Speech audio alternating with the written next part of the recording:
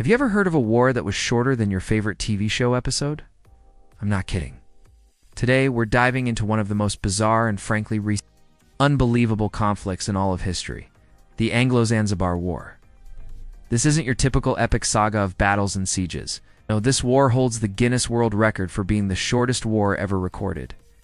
It lasted a grand total of, wait for it, 38 minutes. Yep, you heard that right. 38 minutes. That's less time than it takes to order a pizza and have it delivered. So, how on earth did a war start and end so quickly? To understand this, we need to travel back to the late 19th century, specifically to the year 1896. The scene is the island of Zanzibar, a vibrant sultanate off the coast of East Africa, what is now Tanzania. Back then, the world was a chessboard for European colonial powers, and Britain had a major interest in the region. Zanzibar was a key trading hub, especially for valuable resources like spices and, fortunately, for the slave trade, which Britain was actively trying to abolish. Britain had a deal with Zanzibar. It was technically an independent sultanate, but let's be real, it was a British protectorate. This meant Britain had a lot of say in who got to be the sultan. They had a preferred candidate, someone who would be friendly to British interests. The current pro-British Sultan Hamad bin Thawani had been ruling peacefully for a few years. But on August 25, 1896, he died suddenly in his palace. Some historians whisper about poison, but we'll get to that later. The moment Sultan Hamad was dead, his cousin Khalid bin Bargash made a bold move. Without consulting the British, he seized the palace, declared himself the new sultan, and barricaded himself inside with about 2,800 loyal soldiers. Now, this was a huge problem for the British. Khalid was known to be far less cooperative than his predecessor. He wasn't their guy, and the British Empire did not like being told what to do. The British consul in Zanzibar, Basil Cave, immediately sent a message to Khalid. The message was simple and not very polite. Stand down, Khalid refused. He believed he was the rightful heir and that he had the right to rule his own country. He gathered his men, armed them with old rifles, a few machine guns, and even some cannons that were mostly ceremonial gifts from other countries. He also had one armed yacht, the HHS Glasgow, which was the pride of the Zanzibari Navy. The British, however, were not impressed. They had a slightly more formidable force just sitting in the harbor. This included two modern cruisers, the HMS Philomel and the HMS Raccoon, and three gunboats, the HMS Thrush, the HMS Sparrow, and the HMS St. George. These weren't just boats. They were floating platforms of immense firepower, crewed by Royal Marines and sailors who were the best in the world. So, you have a classic standoff. On one side, Sultan Khalid, holed up in his wooden palace with a determined but outmatched force. On the other, the might of the British Royal Navy, waiting patiently in the harbor. Basil Cave gave Khalid an ultimatum.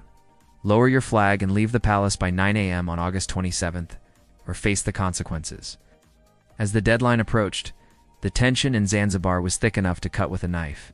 The town's residents were either fleeing or watching from a safe distance, knowing something big was about to happen.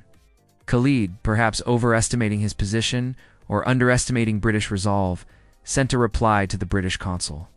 He said he would not lower his flag and he did not believe the British would actually open fire. That was a serious miscalculation. The morning of August 27th arrived. The British ships were in position, their guns aimed directly at the Sultan's palace. At 8 a.m., just 1 hour before the deadline, Khalid sent another message, asking for a meeting. The British consul replied, "We have no desire to open fire. Unless you do as you are told, we shall certainly do so." The message was crystal clear. The final minutes ticked by. 9 o'clock. The deadline passed. Rear Admiral Harry Rawson, the British commander, gave the order. At 2 minutes past 9, the HMS Raccoon fired the first shot. And then, all hell broke loose. The British warships unleashed a furious bombardment. The shells tore through the wooden structure of the palace, setting it on fire almost instantly. The Sultan's old cannons tried to fire back, but they were hopelessly inaccurate and quickly silenced. The Zanzibari artillery on shore was no match for the naval guns. Within minutes, the palace was a collapsing, burning wreck. The Sultan's only warship, the HHS Glasgow, which had bravely decided to take on the entire British fleet, fired at the HMS St. George.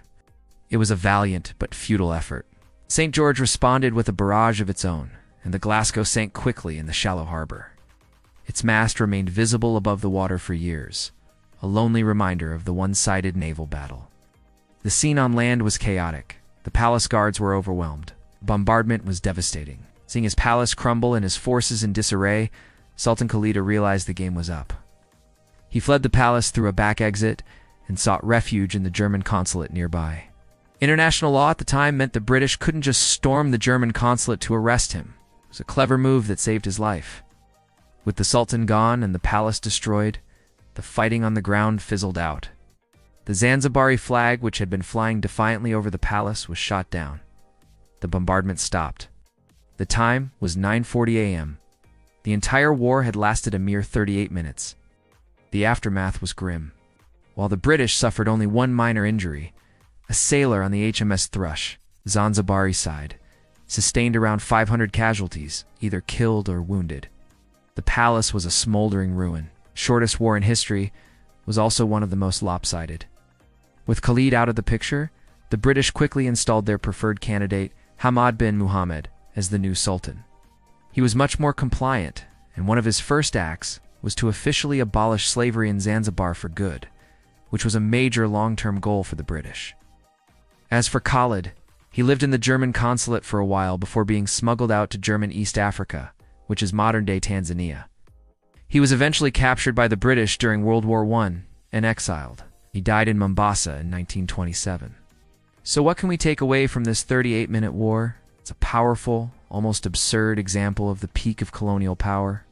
It shows the massive technological and military gap that existed between the European empires and the rest of the world. The British didn't need a long, drawn-out campaign. They had the naval power to enforce their will with overwhelming and brutal efficiency. The story of the Anglo-Zanzibar War is a fascinating footnote in history. It's a tale of ambition, miscalculation, and the raw power of an empire at its zenith. It reminds us that sometimes the most significant events can happen in the blink of an eye. A war that started and ended before you could finish your morning coffee. It's a stark reminder that history is filled with stories that are stranger and sometimes shorter than fiction. Think about it. In the time it took you to watch most of this video, an entire war was fought and won. It's a pretty mind-boggling thought, isn't it? Let me know in the comments what you think about this incredibly short conflict. Was Khalid brave or foolish? Was the British response justified or an act of imperial bullying? I'd love to hear your thoughts. Thanks for joining me on this deep dive into a very, very short piece of history. If you enjoyed this, don't forget to hit that like button, subscribe for more weird and wonderful stories from the past, and ring that notification bell so you never miss an update. See you in the next one.